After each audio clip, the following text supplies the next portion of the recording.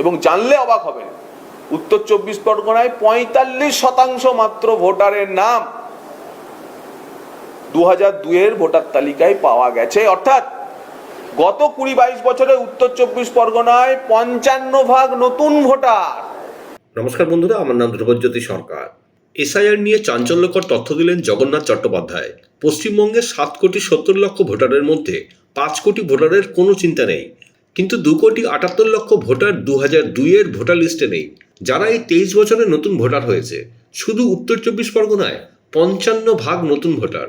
সাংবাদিকদের মুখোমুখি হয়ে বিস্ফোরক তথ্য সামনে আনলেন বিজেপি নেতা জগন্নাথ চট্টোপাধ্যায়। 2002-এর ভোটার তালিকায় উত্তরবঙ্গের অধিকাংশ জেলাতেই 70% বা তার বেশি মানুষের 2-1টি জেলা ছাড়া নাম মিলে গেছে। তার ফলে উত্তরবঙ্গের ভোটারদের 70% মানুষের আর কোনো চিন্তা নেই। বিএলও যখন বাড়ি বাড়ি যাবেন 2002-এর ভোটার তালিকার সঙ্গে 2025-এর ভোটার তালিকায় তারা নাম আছে এটা দেখিয়ে দিতে পারলেই শুধুমাত্র প্রি ফিল্ড এনুমারেশন ফর্ম, অর্থাৎ আগে থেকেই পূরণ করে রাখা নির্বাচন কমিশনের ছাপানো ফর্মটিতে সই করে জমা দিলে তাদের কোনো তথ্য কাগজ দেখাতে হবে না। কিন্তু বাংলাদেশি অনুপ্রবেশকারী, রোহিঙ্গা, বাবা ভাড়া নেওয়া, জামাইপাড়ার বসবাসকারী, কোচবিহার, উত্তর 24 পরগনা, দক্ষিণ 24 পরগনা, সর্বত্র যে কোনো জায়গাতে একটি অ্যানেক্স হ্যাবিট্যাট তৈরি হয়েছে, তার নাম জামাইপাড়া। আপনারা যারা উত্তর 24 পরগনা, দক্ষিণ 24 পরগনার খবর রাখেন তারা জানেন সেই জামাইপাড়ার বাসিন্দাদের কাগজ দেখাতে হবে। এবং চিন্তার বিষয় যেটা, উদ্বেগের বিষয় যেটা, আমরা যা বলছিলাম তা সঠিক। পশ্চিমবঙ্গের 7,70,00,000 ভোটারের মধ্যে 5 কোটি ভোটারের কোনো চিন্তা নেই, কারণ তাদের নাম 2002 এবং 2025-এর তালিকায় পাওয়া গেছে। 2,70,00,000, 2,78,00,000 ভোটার যাদের নাম 2002-এর ভোটার লিস্টে নেই, যারা এই 20-22 বছরে নতুন করে ভোটার হয়েছেন।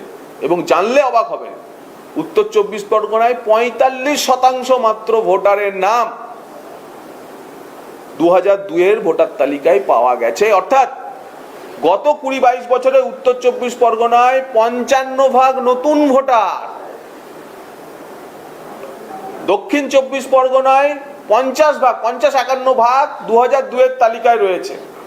অর্থাৎ দক্ষিণ 24 পরগনায় 50% গত 22-23 বছরের নতুন ভোটার। এদের নিয়ে ভারতীয় জনতা পার্টি পশ্চিমবঙ্গের একমাত্র বিরোধী দল, তারা প্রশ্ন তুলবে না? এসআইআর নিয়ে মমতা বন্দ্যোপাধ্যায় গতকাল যেভাবে কমিশনকে আক্রমণ করেছেন, গণশক্তির প্রথম পাতায় একটা বড় অংশ জুড়ে সেটা ছাপা হয়েছে। মানে মমতা বন্দ্যোপাধ্যায়ের সম্পর্কে এই ধরনের বক্তব্য তাদের পাতায়, বামেরাও এবার তৃণমূলের সঙ্গেই থাকছে। দেখুন, 2টো করে মাছ ভাজা, একটা কালো কফি, তার অনুরণন যে এত দীর্ঘ তা এতেই বোঝা যাচ্ছে। ভুললে চলবে না, এই এসআইআর এর বিরোধিতা করে এই বামেরা এবং তৃণমূল কংগ্রেসের এক সাংসদ একসঙ্গে সুপ্রিম কোর্টে আবেদন করেছে। ফলে জোট কোথায়, আসল সেটিং কোথায়? এই বামেরা তৃণমূলের সঙ্গে একযোগে নির্বাচন কমিশনের সামনে বলছে যে হাই রাইজ বিল্ডিং এ বুথ করা যাবে না, ঝাঁপিয়ে পড়ে বলছে। নির্বাচন কমিশনের সামনে গিয়ে তৃণমূল কংগ্রেস বুথ পুনর্গঠনের জন্য যা প্রস্তাব দিচ্ছে, সিপিআইএম আমার চোখের সামনে ঘটেছে তা মেনে নিচ্ছে। ফলে আসল সেটিং, আসল জোট, সেটা হচ্ছে কাস্তে হাতুড়ির সঙ্গে জোড়া ফুলের। একদিকে কমিশন এসআইআর নিয়ে তৎপর, রাজ্য বিরোধিতা করছে, অন্যদিকে এই আবহে মুর্শিদাবাদ থেকে আজকে 12 জন রোহিঙ্গাকে গ্রেফতার করা হয়েছে। রোহিঙ্গার জন্য আপনাদের এখন আর মুর্শিদাবাদ যেতে হবে না, সল্ট লেকের খালপাড়েই রোহিঙ্গা বস্তি হয়ে গেছে। এবং আপনাদের আরও জানিয়ে রাখি যে সল্ট লেকের প্রথম অস্থায়ী কাঠামোর মসজিদ রোহিঙ্গা পাড়াতেই হয়েছে, খালপাড়ে। রাজ্য সরকার জানে, কেন্দ্রীয় এজেন্সিগুলিও জানে, কিন্তু যেহেতু রাজ্য সরকার তাদেরকে ভোটার কার্ড, আধার কার্ড, রেশন কার্ড সব বানিয়ে দিয়েছে, তো এখন এই এসআইআর এর মাধ্যমে তাদের শুধুমাত্র চিহ্নিতকরণ না, তাদেরকে ডিটেক্ট, ডিটেন এবং ডিপোর্ট করার প্রক্রিয়াতেও আমরা যাব।